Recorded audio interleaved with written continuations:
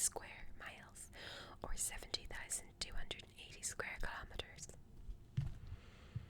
The population as of 2014, and this is only estimated because the growth rate is 1.2%, is 4,832,765. So we're only a little country. And the life expectancy is 80.56 years. So it's a decent amount of time. Obviously the capital is Dublin. And in Dublin, in 2011, it was estimated that there was 1.121 million people, which is quite a large portion of the total population. The monetary unit is euro, but it was formerly the Irish pound or the punt. I still remember punts. They were really huge coins. They were almost coins you would expect to find in like Bronze Age or something. The national name is Era. The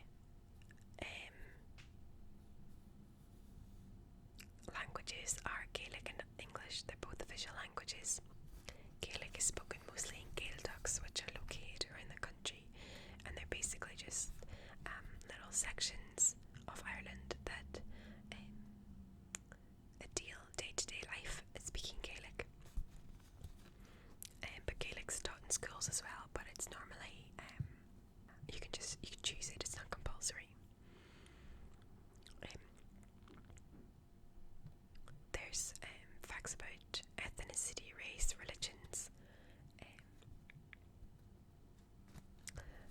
So let's talk about geography. Ireland is situated in the Atlantic Ocean and separated from Great Britain by the Irish Sea. Half the size of Arkansas, it occupies the entire island except for the 6 counties that make up Northern Ireland. Ireland resembles a basin, a central plain rimmed with mountains, except in the Dublin region. The mountains are low, with the highest peak, Carrauntoohil in County Kerry, rising to 3,415 feet or 1,041 metres. The principal river is the Shannon, which begins in the north-central area, flows south and southwest for about 240 miles or 386 kilometres and empties into the Atlantic. The government is a republic one. And the history of Ireland as a whole. In the Stone and Bronze Ages, Ireland was inhabited by the Picts in the north and a people called the Erin in the south, the same stock apparently as in all the Isles before the Anglo-Saxon invasion of Britain. Around the 4th century BC, tall red-haired Celts arrived from Gaul or Galaga. They subdued and assimilated the inhabitants and established a Gaelic civilization. By the beginning of the Christian era, Ireland was divided into 5 kingdoms: Ulster, Connacht, Leinster, Meath and Munster. St. Patrick introduced Christianity in 432, and the country developed into a centre of Gaelic and Latin learning. Irish monasteries, the equivalent of universities, attracted intellectuals as well as the pious and sent out missionaries to many parts of Europe and, some believed, to North America. Norse incursions along the coast starting in 795 ended in 1014 with Norse defeat at the Battle of Clontarf by forces under Brian Boru. In the 12th century, the Pope gave all of Ireland to the English crown as a papal fief. In 1171, Henry II of England was acknowledged Lord of Ireland, but local sectional rule continued for centuries, and English control over the whole island was not reasonably secure until the 17th century. In the Battle of the Boyne in 1690, the Catholic King James II and his French supporters were defeated by the Protestant King William III of Orange. An era of Protestant political and economic supremacy began. By the Act of Union 1801, Great Britain and Ireland became the United Kingdom of Great Britain and Ireland. A steady decline in the Irish economy followed in the next decades. The population had reached 8.25 million when the Great Potato Famine of 1846 to 48 took many lives and drove more than 2 million people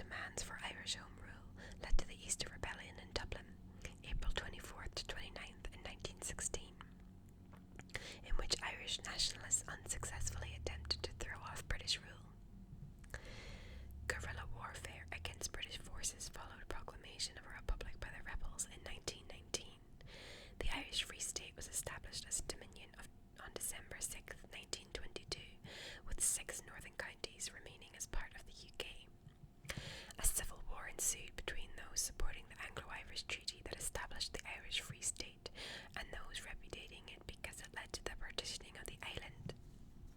The Irish Republican Army, the IRA, led by Eamon de Valera, fought against the partition but lost. De Valera joined the government in 27 and became Prime Minister in 32. In 37, a new constitution changed the nation's name to ERA. Ireland remained neutral in World War II. In 1948, De Valera was defeated by John A. Costello, who demanded final independence from Britain. The Republic of Ireland was proclaimed on April 18, 49, and withdrew from the Commonwealth. From the 60s onward, two antagonistic currents dominated Irish politics. One sought to bind the wounds of the rebellion and civil war. The other was the effort of outlawed Irish Republican Army and more moderate groups to bring Northern Ireland into the Republic. The Troubles. The violence and terrorist acts between Republicans and Unionists in both the Republic of Ireland and Northern Ireland would plague the island for the remainder of the century and beyond.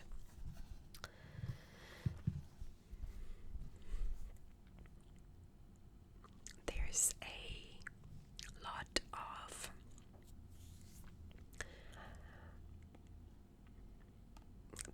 of emphasis on the Troubles, especially where I'm from, because a lot of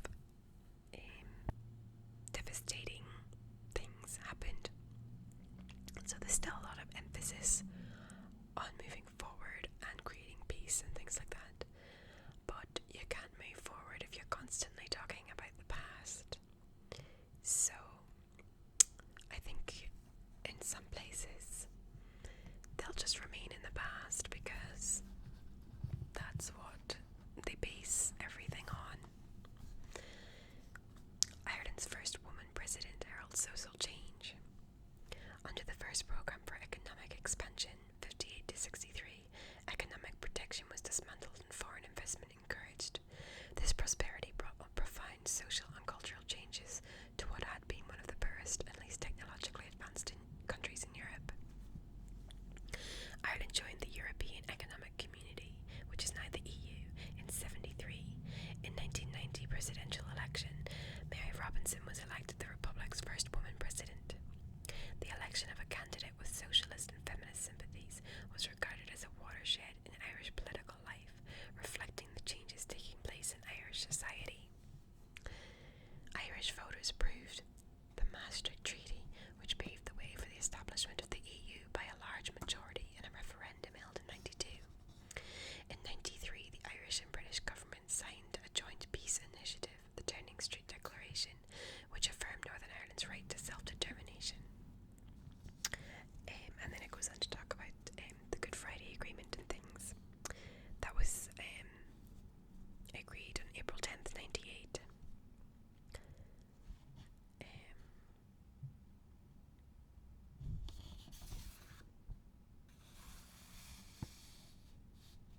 And then it just talks about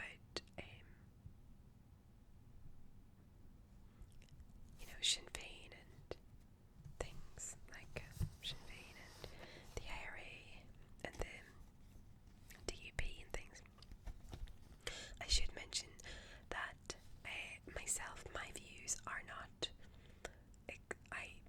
I'm not a Republican, I'm not, I call myself Irish because I was born in the land of Ireland, but I am fully against the DUP because they want so many archaic things. They're against equal rights in regards to gay marriage and to people of the same sex having children. They are very traditional in the bigoted sense. I don't think being a bigot is traditional. I think being a good person is traditional. Everyone has the right to, support whoever they wish. But in my opinion, and the opinion of many people, the DUP are just a bunch of bigots who don't want to move into the future, and they want to keep a lot of emphasis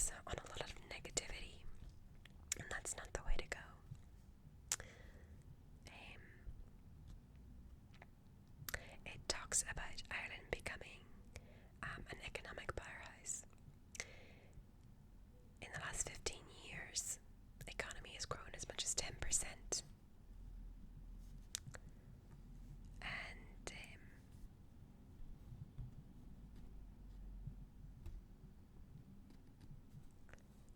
it's basically saying that once a country plagued with high unemployment, high inflation, slow growth, and a large public debt, Ireland has undergone an extraordinary economic transformation in the last 15 years. There's far more emphasis on high-tech industries and immigration and things like that. So it's basically catching up with the rest of the world. There is a big section on financial crisis, but I won't talk about that. And then it talks about the current president, Michael D. Higgins, is a lefty and a poet, and he was elected president in the October. He's a veteran politician and has represented the Labour Party in both houses of Parliament and served as Minister of the Arts. He came to my university a couple of years ago. Well, I left a year ago, and then it was maybe like 3 years ago, and he's talking about culture and the arts and things like that. But like most Irish politicians, well, Irish Republican or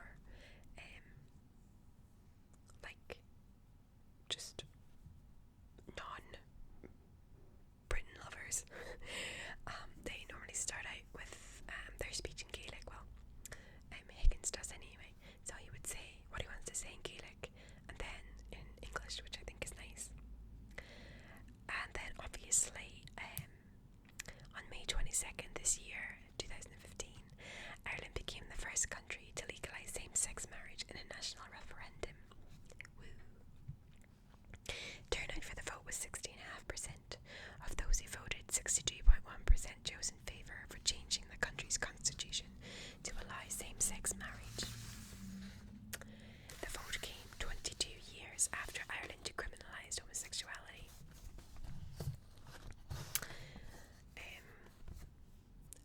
22 years.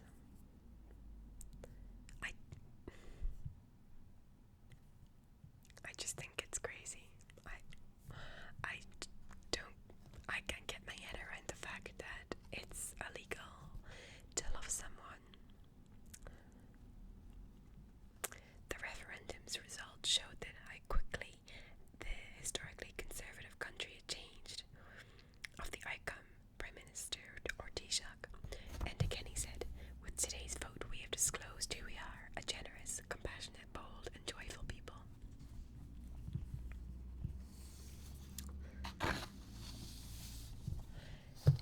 So that was some information about Ireland. I hope it was interesting to you.